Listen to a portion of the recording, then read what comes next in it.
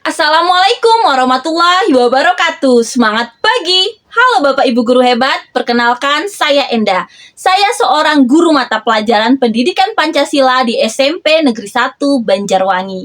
Pembelajaran yang efektif adalah impian setiap tenaga pendidik, di mana di dalam proses pembelajaran yang efektif tersebut, siswa dipenuhi antusias dan terlibat aktif dalam kegiatan pembelajaran. Untuk mewujudkan hal tersebut, siswa perlu terlebih dahulu menerima kehadiran seorang guru sebelum menerima materi dari guru tersebut. Bapak Ibu guru hebat, agar kehadiran kita sebagai seorang guru dapat diterima oleh siswa, maka kita harus terlebih dahulu mengenali profil siswa, menjalin ikatan emosional dengan siswa, dan jika perlu masuk ke dunia siswa. Hal tersebut dapat kita lakukan dengan melaksanakan asesmen diagnostik non-kognitif.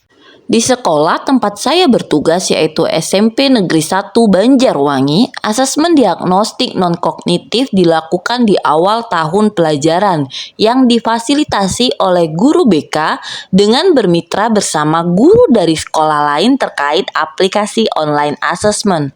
Hasil pengelolaan asesmen diberikan kepada semua tenaga pendidik di sekolah, sehingga kami memiliki data profil siswa, minat siswa, hingga gaya belajar siswa. Ketika pelaksanaan pembelajaran di kelas, saya menemukan beberapa kendala, yaitu ketika saya mencoba melaksanakan pembelajaran yang telah disesuaikan dengan kebutuhan, karakter siswa, minat dan gaya belajar siswa, ternyata masih ditemukan beberapa siswa yang tidak antusias dalam proses pembelajaran, sehingga pembelajaran yang dilaksanakan kurang bermakna dan tidak terlalu menyenangkan. Saya pun melakukan pengecekan terhadap instrumen asesmen dan melakukan wawancara kepada beberapa siswa, dan ternyata ada beberapa siswa yang tidak serius dalam menjawab soal asesmen dikarenakan mereka tidak mengerti maksud dari soal tersebut. Ada juga siswa yang mengalami perubahan profil, seperti yang awalnya mereka tinggal dengan ibu mereka yang selalu memperhatikan tentang pembelajaran yang telah dilalui di sekolah, tapi sekarang harus tinggal dengan nenek karena tuntutan ekonomi yang mengharuskan ibu mereka bekerja di luar kota. Dengan adanya permasalahan tersebut, maka beberapa hasil asesmen diagnostik non-kognitif siswa mungkin tidak akurat, dan hal tersebut menyebabkan tenaga pendidik, terutama saya, mengalami kesulitan untuk memasuki dunia siswa guna menciptakan pembelajaran yang bermakna dan menyenangkan. Untuk menjawab tantangan tersebut, maka sangat diperlukan ide kreatif dari para tenaga pendidik dan dukungan dari kepala sekolah, serta orang tua siswa.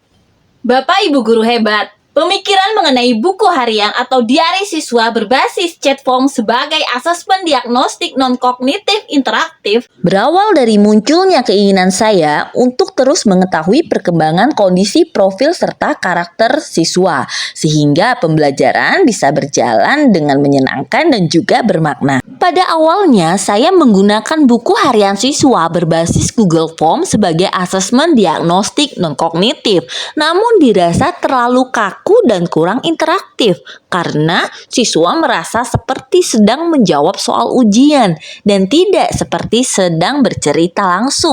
Dengan kondisi tersebut, saya kemudian mencari aplikasi interaktif sederhana yang bisa memberikan kesan seperti bercerita secara langsung kepada siswa.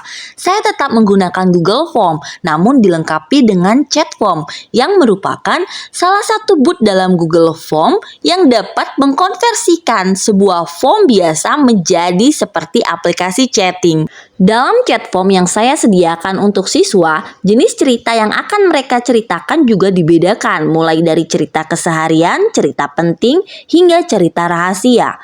Tujuan pembedaan ini adalah sebagai tahap awal pendekatan agar mereka lebih terbuka dalam mengisi buku hariannya. Link buku harian Nesaba ini dibuat dalam bentuk barcode dan ditempel di meja masing-masing siswa. Selain lebih memudahkan siswa dalam mengakses buku harian, hal tersebut juga lebih menarik perhatian siswa daripada dengan menyebar link biasa.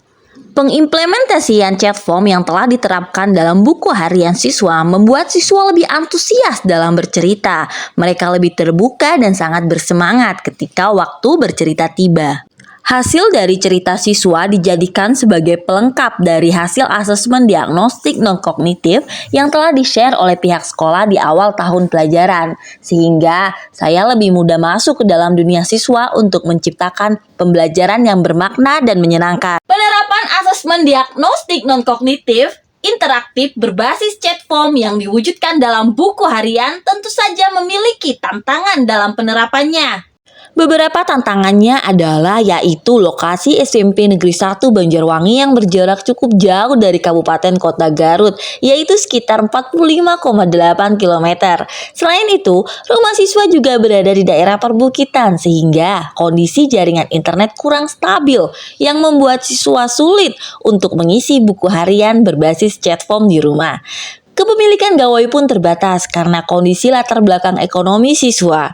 Namun hal tersebut masih bisa diatasi dengan mengisi buku harian berbasis chat form di sekolah yang memiliki kondisi jaringan internet lebih stabil.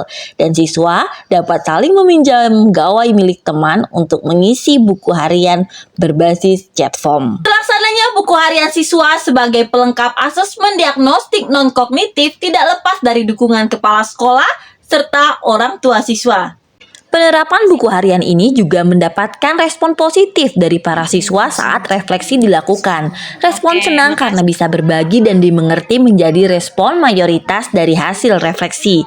Saya juga sebagai guru lebih bisa memenuhi kebutuhan siswa dalam pembelajaran. Siswa lebih aktif, prestasi belajar siswa juga meningkat. Bapak Ibu guru hebat, inilah salah satu praktik baik yang telah saya terapkan di SMP Negeri 1 Banjarwangi terkait asesmen diagnostik non-kognitif interaktif berbasis chat form. Walaupun banyak tantangan yang muncul baik pra-penerapan ataupun pasca penerapan, jika kita yakin apa yang kita lakukan akan membawa perubahan ke arah yang lebih baik, tentu saja apapun tantangannya dapat kita lalui.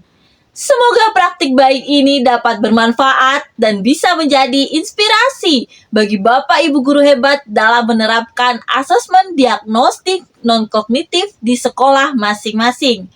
Tetap semangat belajar dan berbagi. Terima kasih. Wassalamualaikum warahmatullahi wabarakatuh.